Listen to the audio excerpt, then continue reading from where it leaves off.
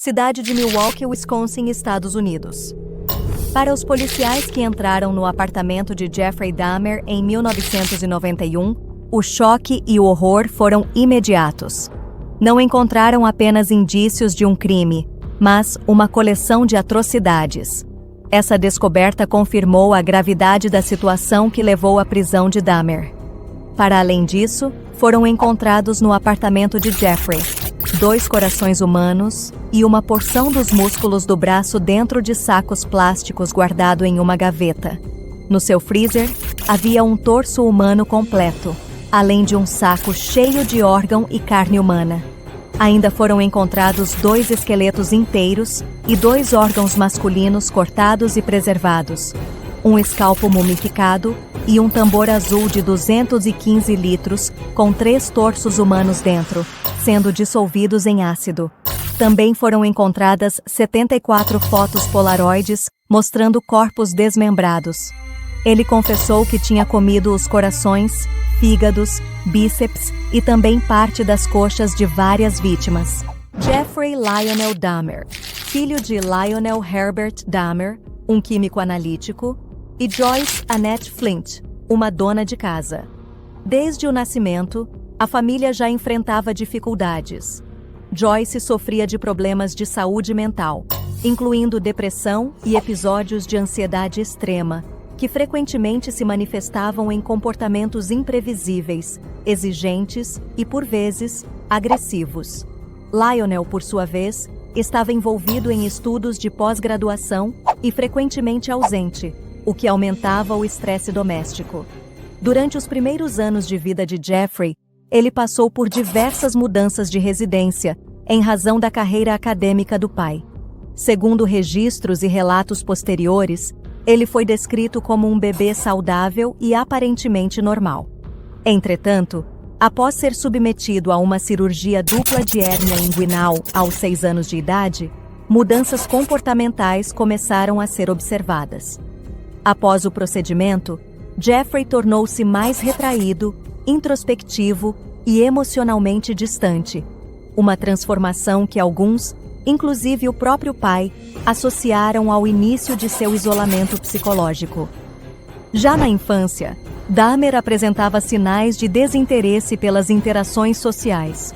Enquanto outras crianças se envolviam em jogos coletivos, ele passava horas explorando o bosque próximo à casa da família em Bath, Ohio. Durante esses anos, seu interesse por cadáveres de animais persistia. Ele passou a colecionar ossos como outros meninos colecionavam figurinhas, escondendo-os em locais secretos da propriedade da família. Também passou a ingerir álcool em segredo por volta dos 14 anos, utilizando a bebida como forma de suprimir as emoções e fantasias que já começavam a ganhar contornos obscuros. Na adolescência, as brigas entre Lionel e Joyce tornaram-se insustentáveis. As discussões tornaram-se mais violentas e, em 1977, Joyce chegou a ser internada devido a um colapso nervoso. O divórcio foi formalizado em 1978, num processo conturbado que teve impacto direto sobre Jeffrey. Ambos os pais disputavam a guarda do irmão mais novo, enquanto Jeffrey, já com 18 anos, foi praticamente deixado à própria sorte. Durante um período, viveu sozinho na casa da família, completamente negligenciado, sem supervisão, consumindo álcool diariamente e cada vez mais imerso em pensamentos perturbadores. Dahmer começou a desenvolver fantasias sexuais que envolviam dominação total. Ele fantasiava ter o controle absoluto sobre homens, frequentemente imaginando corpos imóveis com os quais pudesse manter relações. Essa combinação de desejo sexual e necessidade de controle absoluto tornou-se a base psicológica de seus futuros crimes. Aos 18 anos, poucas semanas após se formar no ensino médio, Dahmer cometeu seu primeiro assassinato. Ele deu carona a Steven Hicks, um jovem de 18 anos que caminhava para um show de rock. Dahmer o levou para sua casa, onde conversaram e consumiram bebidas alcoólicas. Quando Hicks decidiu ir embora, Dahmer o golpeou com um haltere e o estrangulou até a morte. Foi o marco inicial de sua carreira homicida. Após o assassinato de Hicks, Dahmer entrou em estado de choque, mas ainda assim tentou eliminar as evidências. Escondeu o corpo por alguns dias, depois o desmembrou na casa dos pais. Dissolveu partes em ácido e esmagou os ossos com um martelo, jogando os restos em uma mata próxima. Esse método rudimentar de ocultação se tornaria um padrão em crimes futuros. Após o homicídio, Dahmer passou a apresentar sinais mais evidentes de distanciamento emocional. Tornou-se ainda mais introspectivo e teve dificuldades para manter rotinas. A tensão entre ele e os pais aumentava, e sua vida parecia girar em torno de segredos inconfessáveis.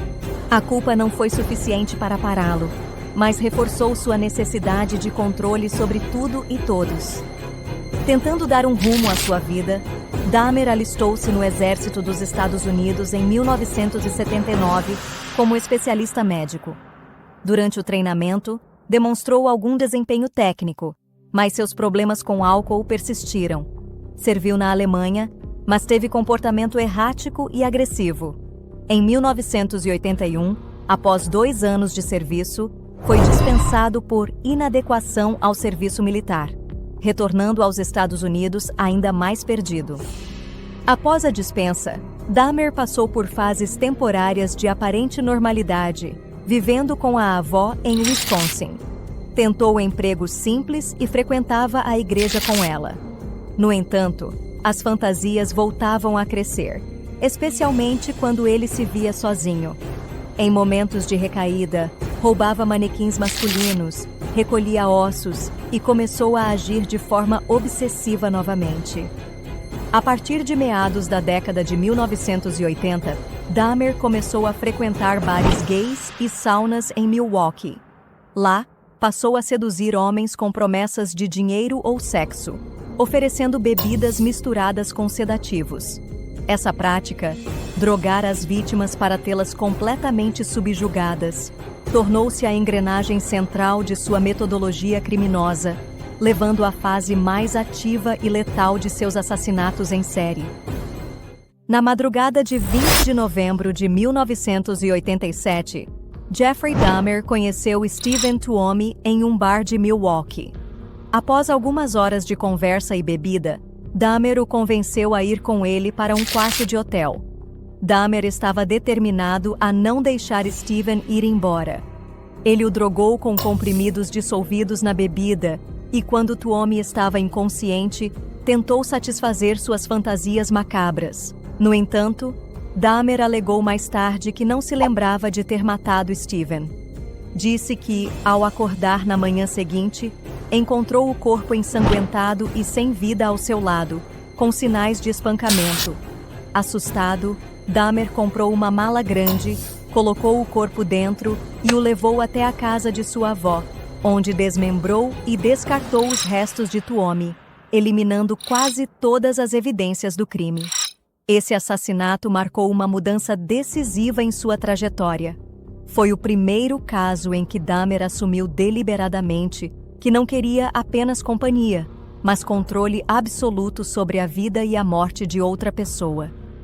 Em 24 de maio de 1991, Jeffrey Dahmer encontrou Tony Hughes, um jovem de 31 anos que era surdo e se comunicava por leitura labial e linguagem de sinais. Tony já havia tido um breve relacionamento com Dahmer, mas, naquela noite, o encontro terminou em tragédia. Dahmer o convenceu a ir até seu apartamento em Milwaukee, prometendo dinheiro em troca de algumas fotos. Dentro do apartamento, Dahmer o drogou sem que Tony pudesse perceber, aproveitando-se da vulnerabilidade e da confiança criada pelo antigo envolvimento entre eles. Quando Tony estava inconsciente, Dahmer o estrangulou e, em seguida, desmembrou o corpo, guardando partes como troféus de seu crime. A morte de Tony Hughes não apenas revelou a crueldade e manipulação de Dahmer, mas também a forma como ele explorava laços de confiança para dominar e destruir suas vítimas. Na noite de 27 de maio de 1991, Jeffrey Dahmer atraiu Konerak Sintasofon, um adolescente laosiano de apenas 14 anos, para seu apartamento em Milwaukee, oferecendo dinheiro para tirar algumas fotos. Após dopá-lo, Dahmer tentou transformar o garoto em uma espécie de zumbi, perfurando seu crânio com uma furadeira e injetando substâncias químicas. Convencido de que Konerak estava inconsciente e sob controle, Dahmer saiu rapidamente para comprar cerveja, deixando a vítima vulnerável. Durante sua ausência, Konerak recobrou a consciência e conseguiu escapar, correndo nu e desorientado pelas ruas. Duas mulheres negras, Sandra Smith e Nicole Childress, chamaram a polícia ao vê-lo em estado de pânico. Quando Dahmer retornou, encontrou os policiais na frente do seu apartamento com as duas vizinhas de Dahmer. Com frieza, convenceu os agentes de que Konerak era seu namorado maior de idade e que apenas haviam tido uma discussão.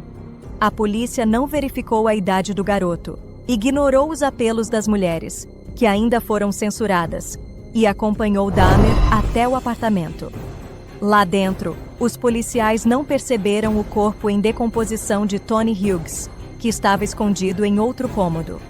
Sem desconfiar de nada, deixaram Konerak sob os cuidados do próprio assassino. Dahmer, quando ficou sozinho com Konerak, adicionou mais ácido em seu crânio e poucas horas depois, Konerak faleceu. Dahmer o desmembrou e suas partes teve o mesmo destino das outras vítimas. Este caso ficou marcado como um dos maiores exemplos de negligência policial, resultando na perda de uma vida que poderia ter sido salva. Os policiais foram expulsos da polícia de Milwaukee, porém, depois recorreram da decisão e foram reintegrados aos cargos. Na noite de 22 de julho de 1991, Jeffrey Dahmer conheceu Tracy Edwards em um bar e o convenceu a ir até seu apartamento, oferecendo dinheiro em troca de algumas fotos. Assim que chegou, Edwards percebeu que havia algo estranho.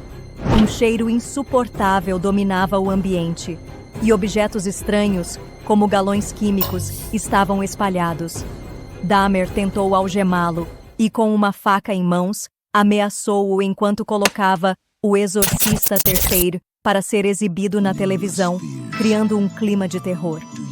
Por algum tempo, Dahmer alternou entre ameaças e comportamentos bizarros, como ficar imóvel diante do filme, murmurando palavras desconexas, como se estivesse em transe. Edwards, percebendo que corria risco de vida, manteve a calma e tentou ganhar a confiança do assassino, conversando com ele e aguardando uma chance de escapar. Em um momento de distração de Dahmer, Tracy reagiu com um golpe rápido. Empurrou-o e correu para a porta, fugindo apenas de cueca e ainda com uma das algemas presa no pulso. Na rua, desesperado, parou uma viatura policial e contou o que havia acontecido. Quando os policiais o acompanharam de volta ao apartamento, encontraram provas irrefutáveis: fotos de corpos desmembrados e restos humanos no freezer. Graças à fuga corajosa de Tracy Edwards, o reinado de terror de Dahmer chegou ao fim naquela noite. Em sua jornada criminosa, Jeffrey Dahmer tirou a vida de 17 jovens. São eles: Stephen Hicks, morto em 18 de janeiro de 1978. Stephen Tuomi, morto em 20 de novembro de 1987. James Dockstator, morto em 16 de janeiro de 1988. Richard Guerrero, morto em 24 de março de 1988. Anthony Sears, morto em 25 de março de 1989. Raymond Smith, morto em 20 de maio de 1990. Edward Smith, morto em junho de 1990. Ernest Miller, morto em setembro de 1990. David Thomas, morto em 24 de setembro de 1990. Curtis Strauder, morto em fevereiro de 1991. Errol Lindsey, morto em 7 de abril de 1991. Tony Hughes, morto em 24 de maio de 1991. Konerak Sintazofone, morto em 27 de maio de 1991. Matt Turner, morto em 30 de junho de 1991. Jeremiah Weinberger, morto em 5 de julho de 1991. Oliver Lassie, morto em 15 de julho de 1991. Joseph Bradhoft, morto em 19 de julho de 1991. O julgamento de Jeffrey Dahmer teve início em 30 de janeiro de 1992, em Milwaukee, sob intensa cobertura da mídia. Já havia confessado 15 homicídios, e a questão principal não era mais sua culpa, mas sua sanidade. A defesa alegava que ele sofria de transtornos mentais profundos, enquanto a acusação argumentava que, apesar de qualquer distúrbio, Dahmer era plenamente consciente do que fazia. A estratégia da defesa baseava-se em laudos psiquiátricos que apontavam para doenças como transtorno de personalidade borderline, esquizotípica, psicose, além de parafilias como necrofilia. Especialistas como Fred Berlin, Carl Wallstrom e Judith Becker apoiavam essa visão. Wallstrom, por exemplo, identificou em Dahmer um padrão de comportamento compulsivo e descontrolado. Por outro lado, a promotoria sustentava que seus crimes eram meticulosamente planejados, o que indicava domínio completo sobre suas ações.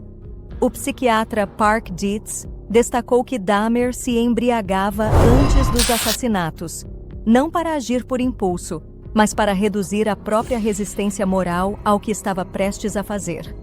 Dietz também observou que Dahmer se identificava com personagens poderosos e sombrios de filmes como O Exorcista 3, o que revelava uma fantasia de controle. Para evitar disputas enviesadas, a corte designou 2 profissionais independentes, o psiquiatra George Palermo e o psicólogo Samuel Friedman. Ambos concluíram que, apesar dos distúrbios de personalidade, Dahmer não era legalmente insano. Palermo interpretou os assassinatos como um reflexo de ódio a si mesmo, enquanto Friedman o descreveu como alguém socialmente funcional, educado e até carismático. Após 2 semanas de julgamento, o júri considerou Dahmer mentalmente são. Como a pena de morte já havia sido abolida em Wisconsin, ele recebeu 15 sentenças de prisão perpétua. Pouco tempo depois, foi julgado novamente em Ohio pelo assassinato de sua primeira vítima, Stephen Hicks, recebendo uma 16ª condenação. Antes de ser transferido para cumprir sua pena definitiva, Dahmer teve um último encontro com o pai e a madrasta. Um momento breve, mas carregado de emoção e despedida. Após sua condenação em fevereiro de 1992, Dahmer foi transferido para a Columbia Correctional Institution, em Portage, Wisconsin. Por questões de segurança, tanto por sua notoriedade quanto pelos crimes cometidos, ele foi colocado inicialmente em regime de isolamento, com acesso limitado a outros detentos. Durante os primeiros meses de encarceramento, Dahmer foi submetido a monitoramento psiquiátrico contínuo. As equipes médicas acompanharam seu comportamento, avaliaram riscos de suicídio e analisaram seu estado mental. Embora apresentasse sinais de distúrbios, manteve-se lúcido, cooperativo e controlado. Apesar do isolamento, Dahmer demonstrou comportamento disciplinado e respeitoso com os funcionários penitenciários. Seguia as regras, evitava conflitos e aparentava ter aceitado sua sentença. Desenvolveu uma rotina discreta e sem incidentes significativos nesse período inicial. Em 1994, Dahmer passou a se corresponder com um pastor evangélico e manifestou interesse pela religião. Após semanas de estudos bíblicos e reflexões, foi batizado como cristão protestante dentro da prisão, em uma cerimônia realizada na própria penitenciária. Declarou arrependimento e buscava redenção espiritual. Durante sua detenção, Dahmer participou de entrevistas televisionadas, incluindo uma marcante concedida à NBC, ao lado do pai. Nessas aparições, falou com frieza e clareza sobre seus crimes, explicando motivações, fantasias e arrependimentos. Disse que aceitava sua punição e merecia morrer pelo que fez. Apesar dos alertas de segurança, Dahmer solicitou deixar o isolamento e integrar-se ao convívio controlado com outros presos. A direção da penitenciária atendeu ao pedido. Passou então a compartilhar espaços comuns e atividades com outros detentos. ainda sob vigilância, mas em regime menos restrito. Com a mudança de regime, Dahmer passou a exercer tarefas de limpeza nas dependências internas da prisão, incluindo banheiros e áreas comuns. Realizava os serviços com pontualidade, ao lado de outros 2 detentos, Christopher Scarver e Jesse Anderson. Antes do ataque fatal, Dahmer já havia sido alvo de agressões e ameaças. Em um episódio anterior, um detento tentou esfaqueá-lo com uma lâmina improvisada, mas foi contido. Autoridades passaram a reconsiderar os riscos de mantê-lo fora da cela isolada. Na manhã de 28 de novembro de 1994, Dahmer foi designado para limpar o vestiário do refeitório com Anderson e Scarver. Sem vigilância direta no momento, os 3 permaneceram juntos por cerca de 20 minutos. Quando os agentes retornaram, encontraram Dahmer e Anderson gravemente feridos.